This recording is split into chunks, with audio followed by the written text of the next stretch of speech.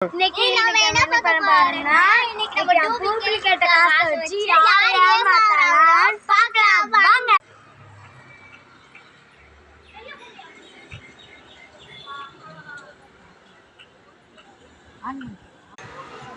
வருஷம் சொல்லிக்கோ.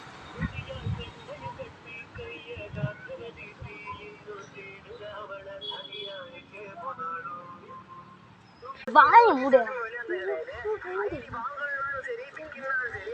இவா எடுக்கிறோங்கடோ.